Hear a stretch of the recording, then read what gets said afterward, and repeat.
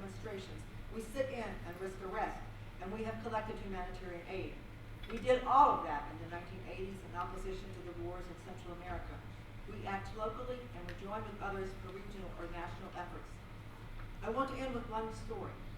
In 1988, I was on a solidarity delegation to Mexico with 2 other North Americans. We were visiting peace activists in Mexico, and they organized and led our activities in that country. We took a long bus trip from Mexico City to southern Mexico to visit a refugee camp. We traveled in the back of a truck for the final leg of the trip. The people living in the camp had fled the war in Guatemala, crossing the border seeking safety in Mexico. We toured their simple community, their garden, their school, and their dirt floor buildings. That night, we gathered with members of the community for a candlelight discussion of why they had fled Guatemala and how they were surviving. The young teacher in the community spoke most, and he was eager to tell us about Brian Wilson, who had lost his legs below the knees when he sat on railroad tracks in California, trying to block the shipment of bombs heading for Central America. The teacher was most eager to quote Brian Wilson, who had stated about why he sat on the tracks, quote, "Their lives are no less valuable than mine. My life is no more valuable than theirs." This was so striking to me then, and is so still today. There were no cell phones, and the New York Times certainly didn't reach this remote area. But word had spread, and they had heard of Brian Wilson's powerful witness and of his powerful words. Our small or large actions of solidarity are important. We never know where their impact will travel. As I've talked, you may have heard threads that seem similar to current news events, especially as people today try to enter the U.S. seeking asylum from violence and deprivation in Central America. There is more to be done, locally, nationally, and internationally. We try to practice the now almost mundane slogan, think globally, act locally.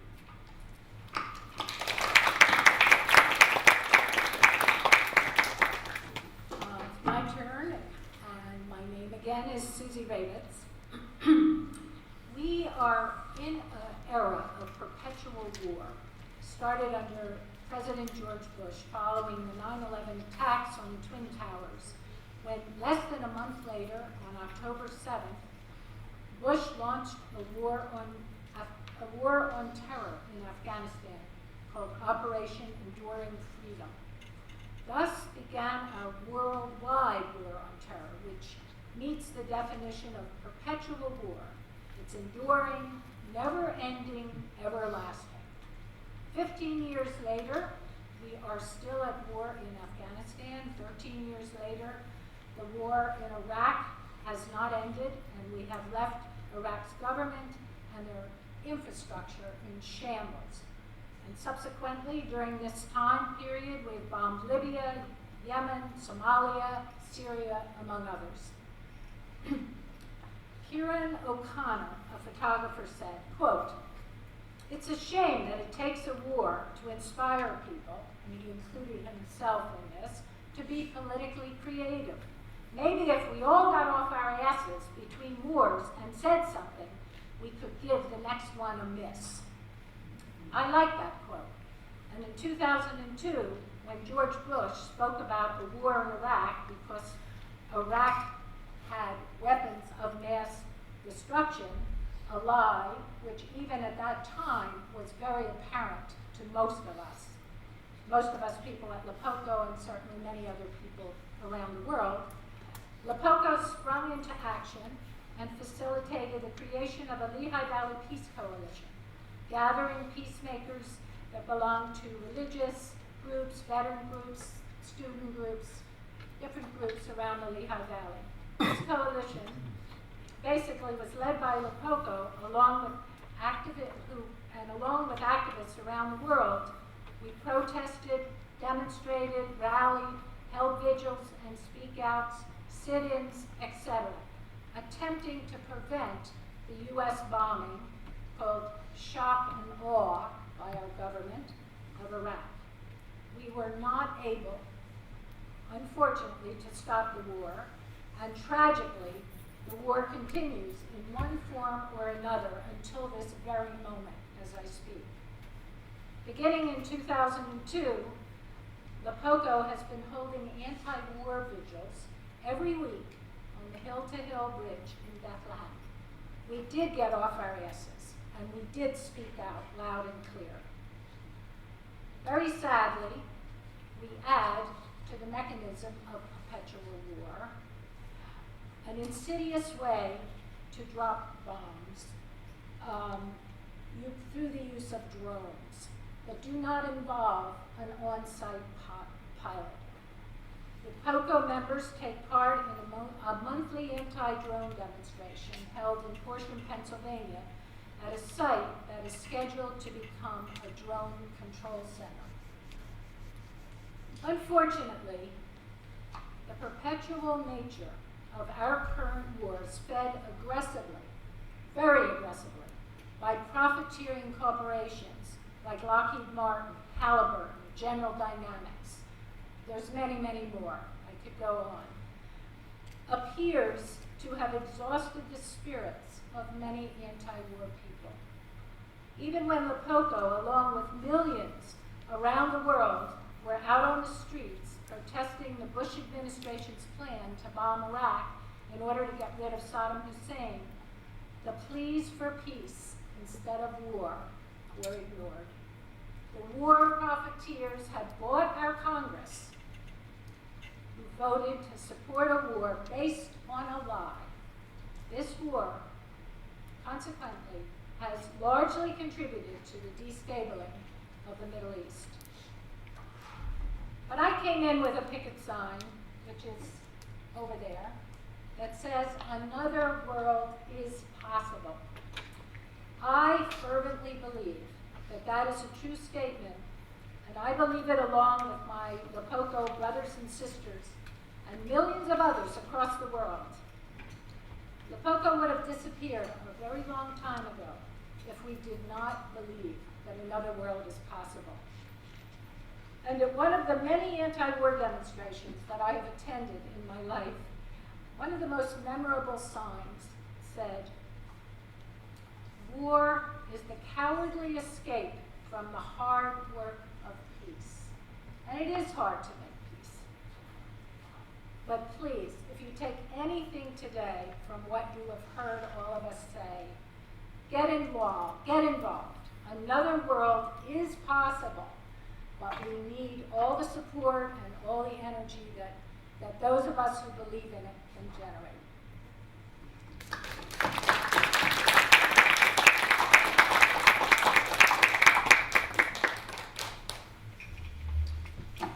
I'm Fran Dreisbach, and I've spent many of my 91 years to bring to the attention of others issues of peace and justice.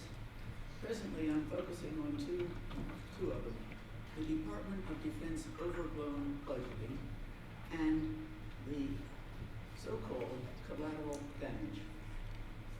Take the first one. Our military expenditures are now over $700 million annually. How do we compare to defense funding in other countries? Well, every other country is at a level of $100 million or $50 million. For example, our $700 million comes to my waist. The $100 million is the top of my shoes.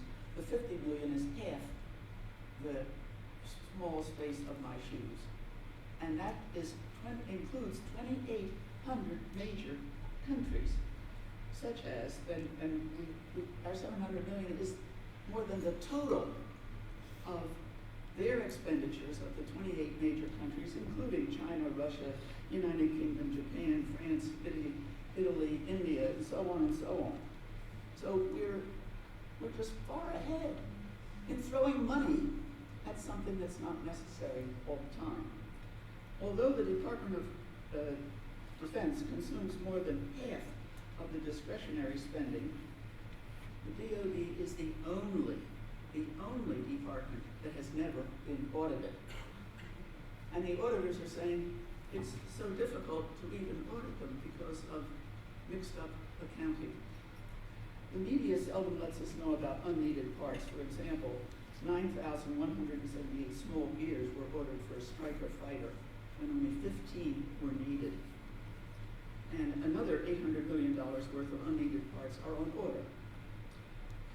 $16 billion worth of excess ammunition is in storage, and it's likely to be disassembled and destroyed, not used. Every year, the Pentagon receives billions of dollars outside the regular budget to fund the Iraq War and the Afghanistan War, called the Overseas Contingency Operation Fund, OCO. OCO, among other unneeded expenditures, included $9.3 million for the general maintenance and operation of the Pentagon. Now, this doesn't make sense. This is just actually goofy. Just really goofy. So, I can't understand how they managed to do that. Missing. Oh, thank you,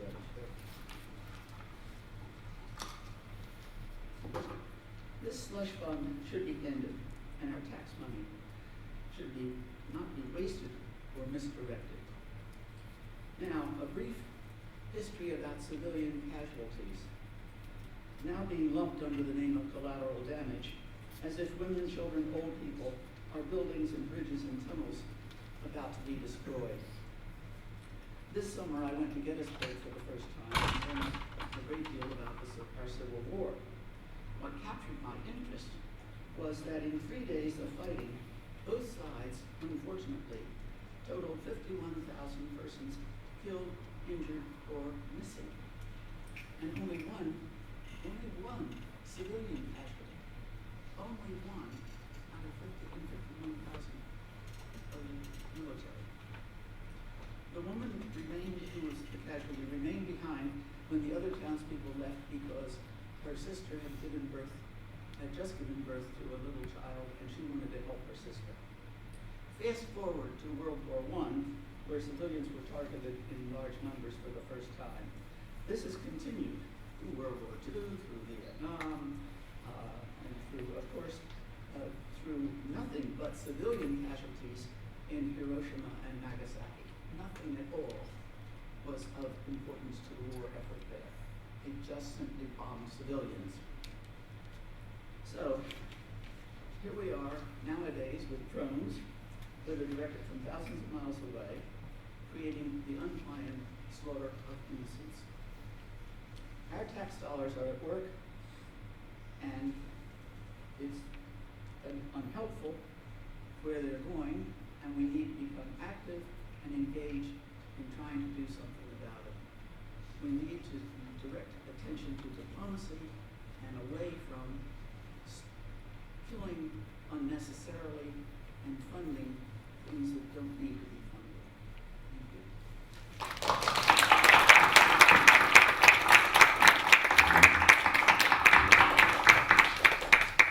Hi everyone, I'm Evan again. Celebrated historian Howard Zinn famously said, you can't be neutral on a moving train. I've had to remind myself of this many times over the last decade as a pump-up encouragement to stay in the game when apathy and cynicism creep into the fray. Every time we are promised an end to imperialist wars only to see them escalated soon after, or when true climate action is endlessly delayed and put off and delayed again, while the fossil fuel companies make their billions, or perhaps when police officers continue to kill unarmed people of color and continue to get away with it without a hint of justice. Yes, it is a struggle to keep pushing forward, keep believing and fighting and speaking truth to power. But we are all on this train together, and the future of our planet and our grandchildren, our children and grandchildren, depend on all of us getting involved and working in our own communities to create realities and worlds based on nonviolence, environmental sustainability, diversity, creativity, discovery, critical thinking, humor, peace, love, and global cooperation. Where do I see these kinds of acts of where do I see these kinds of realities already taking shape? Well, I am deeply inspired by the acts of courage and resistance taken by indigenous peoples and ordinary residents of communities along the proposed Keystone XL tar sands pipeline. Since 2010, this horrendous proposal, which NASA scientist James Hansen has said will be game over for the planet if, quote unquote, if it is allowed to be built, has been stalled and impeded by citizens, young and old, of all colors and ethnicities by using creative, nonviolent direct action. From sit-ins in front of the White House organized by 350.org and other environmental and social justice organizations, to 80-year-old grandmas chaining their bodies to sections of the pipeline itself, to activists holding mock funerals for the planet in the corporate offices of TransCanada, the company trying to build the pipeline. The fight against Keystone was and is an example of what can be done when ordinary, informed, and passionate citizens rise up and decide that business as usual is unacceptable, corporate greed does not trump the needs of the people, and that our duty as human beings is to protect and sustain the only planet we have. There is no planet B. True peace is not just the absence of conflict, it is the true presence of justice. How to shed a light on injustice using all the tools at our disposal in this new technologically advanced world of ours is a thrilling task. But look at how many people, especially young people, are doing it with profound success. In recent days, the Black Lives Matter movement has used nonviolent direct action to interrupt talks of Bernie Sanders and Hillary Clinton and force them to speak up against institutional societal racism and police brutality. These actions of the actions of these young people of color have impelled the candidates to actually speak out about how Black Lives Matter and our unjust and corrupt prison system and police violence, and address how they will end and transform it. So the work is just beginning here, but it has to start with a light, right? So there are massive waves of people around the country, like the folks here at LEPOCO, who are using their collective outrage to work for and shape a more progressive and life-sustaining reality. It's only getting bigger, and we'll keep on marching forward, and we won't turn back. Okay? Thank you.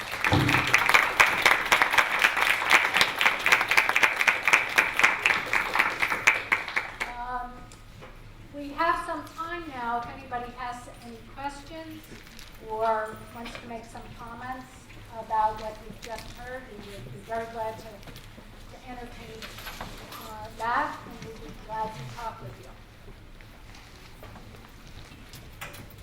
Questions for our speakers? Yes. Yes. I don't have a question, but I wanted to mention that Senator Casey voted in support of the Iran negotiations. Yes. And so he deserves our commendation and letters commending him for doing that. Yes. Absolutely. We probably did that because we worked so hard to convince him to do it. We We did a lot of calls and letters and political activity. But Thank you. I think he set an example for other members of Congress. He was very deliberative, and he wrote a whole proposal. I was very proud of him. I may not agree with him on many things, but on this, I was very proud of him. And I might add that I don't think Judy did support it. No, he did not. And we did send many thank you notices to Casey, so thank you for saying that. Yes. You didn't mention where people can go to if they want to help support you guys. Oh, well, we have a table outside in the lobby there.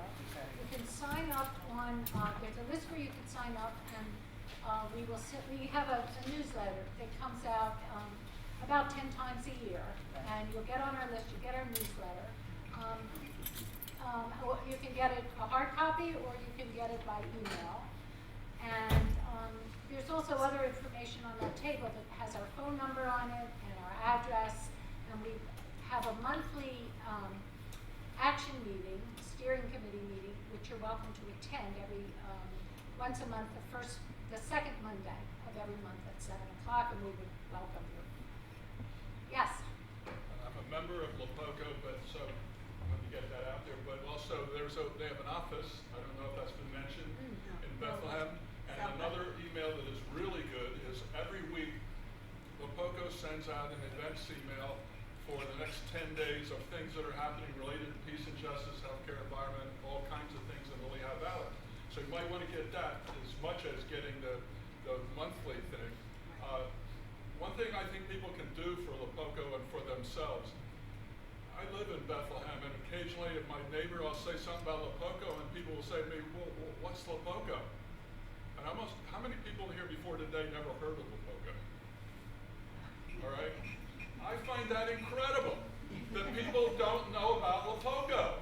All right? So I hope today that all of you tell somebody else about LEPOCO so they're not surprised that there is a group in the valley sticking up for the interests of the common people and not wanting war and money spent all over the place. So keep that in mind. It's too bad a number of people voted or left. I realize that people had class and whatever, not going to stay, but I again thank the community here for having this event each year and for inviting LEPOCO.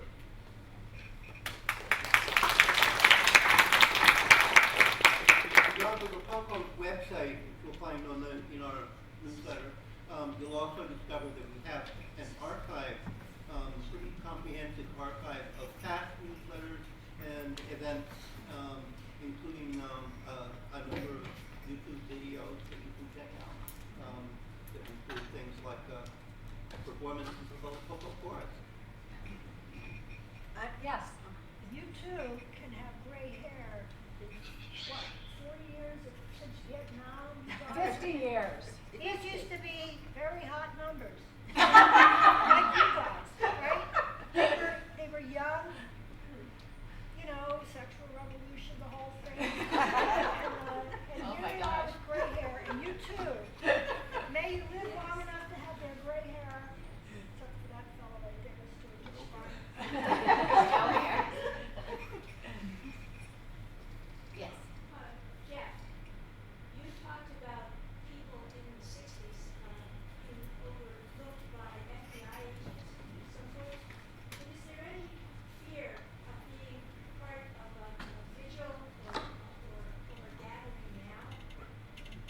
Well, there always is, and we always have to be aware that that there are third eyes. But my attitude has always been I have nothing to hide, and if the FBI wants to watch what I'm doing, so be it. It's perfectly legal to be out on the street with a sign. I mean, you're not violating any laws. It's perfectly legal to hand out pamphlets at a post office, which I was doing several years ago, and was arrested and handcuffed. And it was absolutely, totally absurd that they did that, but the postmaster said he didn't like, some of his customers didn't like what I was doing. But he was wrong, the cops were wrong, the district attorney threw the case totally out of court. So I mean, those are legal activities, so you shouldn't be afraid that you're going to get arrested. You are allowed to be on the street, and you're allowed to hand out pamphlets, as long as you're not blocking, you know, people coming in and out of some public place. I think you do raise an issue which has been enlarged overly much about fear. There have been all kinds of instances. For instance, this new child safety. The Easton School Board today announces that you can't go to a science fair or a concert unless you have child safety clearance. Who's going to attend? This has got to be revised. I mean, this is an overreaction, and we're caught up in it. Question it greatly, and use some good sense. I would like to say that I think everybody at this table has been arrested at least once or perhaps more often, so it's something that we kind of have in common.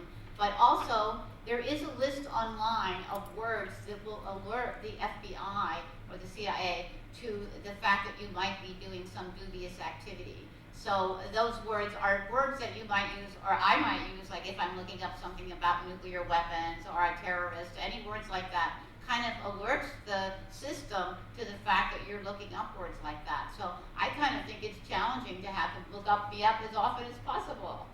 Use as many words as might piss them off. Another side of that is I think probably all of us would support the efforts of Edward Snowden and others to restrict the spying on us. And I think that's important too. But we shouldn't become so afraid that we don't do anything. We can't live in a world like that. So we have to. And if something's wrong, we shouldn't be so afraid of getting arrested. I mean, there's historical significance in the civil rights movement, the anti-war movement, of people standing up when they saw injustice, and they were proven to be right? Heroes like the Montgomery bus boycott and the sit-ins and the things like that. You shouldn't be so afraid of getting arrested. It's much worse to do nothing, to stay silent. I feel like it's awful, much worse than getting arrested. Sometimes there's even a fun side to being arrested.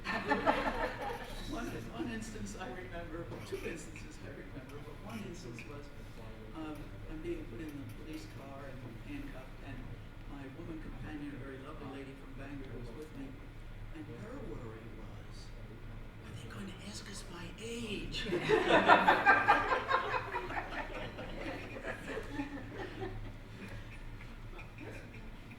All of which is to say that we should never stop our opposition to the excesses of the government in invading people's privacy and the excesses of our government spying on us. And that certainly has been an issue that's been of great concern to all of us.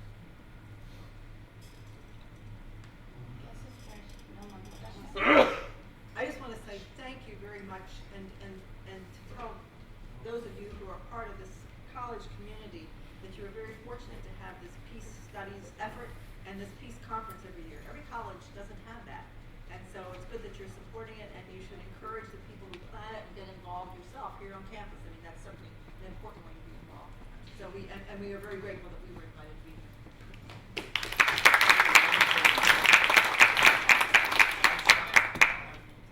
Something like this before, the 5 or 6 of you at the panel talking about your experiences? No, we haven't. It should be a beginning. This is a unique experience, and I think for students to see that these are real people here who have been arrested, who have been involved, and are still with us and still talking about it. I mean, that's wonderful.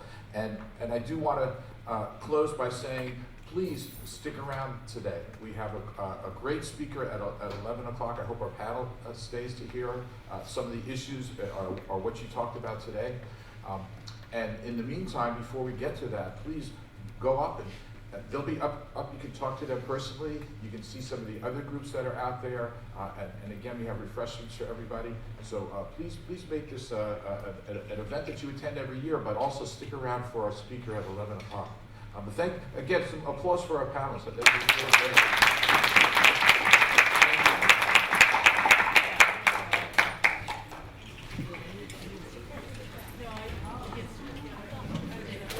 Oh, yes.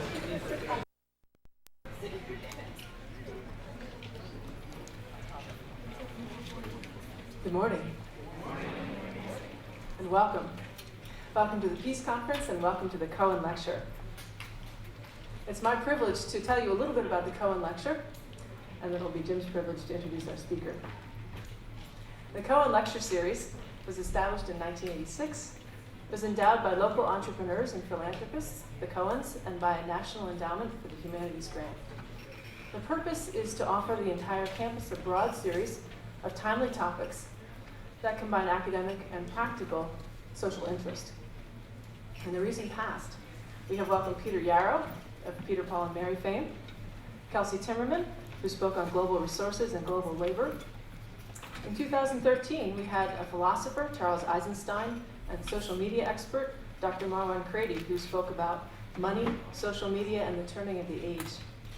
We've also been privileged to hear Dr. Goldberg Bashi on the role of women in nonviolent democratic movements in Iran, Tunisia, and Egypt, as well as Soren Jensen, the minister and deputy head of the mission to the Embassy of Denmark, who focused on energy security and climate change.